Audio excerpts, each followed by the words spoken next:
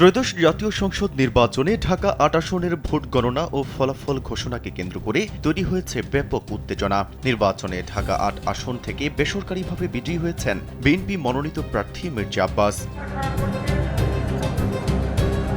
শুক্রবার ভোররাত 4:45টার দিকে ঢাকার বিভাগীয় কমিশনার ও রিটার্নিং কর্মকর্তা শরফুদ্দিন আহমদ চৌধুরী এই ফলাফল ঘোষণা করেন। তবে ভোট গণনার শুরুর দিকে তিনি নিজ কেন্দ্রে হেরে গেলেও পরবর্তীতে চূড়ান্ত ভোট গণনা শেষে বিজয়ী হন।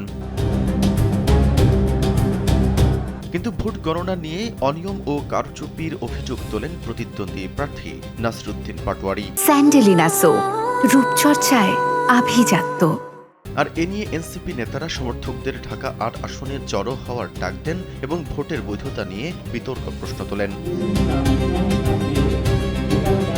বৃহস্পতিবার রাত 11:15টার দিকে ঢাকা বিভাগীয় কমিশনারের কার্যালয়ের ফটকের বাইরে অবস্থান নেন বিএনপি প্রার্থী মির্জা আব্বাসের অনুসারীরা। স্লোগান করতালিতে তারা মির্জা আব্বাসকে বিজয়ী ঘোষণা করতে থাকেন। এ সময় গেটের ভেতরে সতর্ক অবস্থান নেয় পুলিশ ও সেনা সদস্যরা। এদিকে কার্যালয়ের ভেতরে তখন উপস্থিত ছিলেন মির্জা আব্বাসের স্ত্রী আফরোজা আব্বাস। তিনি রিটার্নিং কর্মকর্তা শরফুদ্দিন আহমেদ চৌধুরীর কক্ষে কয়েকজন নেতাকর্মী সহ অবস্থান নিয়ে কয়েকটি কেন্দ্রে বাতিল ভোট বৈধ হিসেবে গণ্য করা ও পুনর্গঠনের দাবি তোলেন বলে বিএনপি নেতাদের ভাষ্য।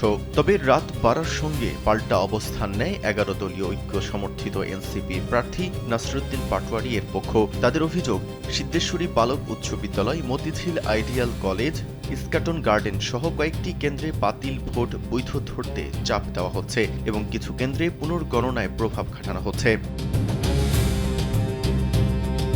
ঢাকা-৮ আসনে মোট ভোটার ছিল 2,75,474 জন। এর মধ্যে ভোট পড়েছে 1,20,484টি, বাতিল হয়েছে 2,817টি এবং বৈধ ভোটের সংখ্যা দাঁড়িয়েছে 1,17,667টি। এ আসনে মোট পোস্টাল ভোটার ছিলেন 8,992 জন। এর মধ্যে ভোট পড়েছে 6,012টি এবং বাতিল হয়েছে 320টি।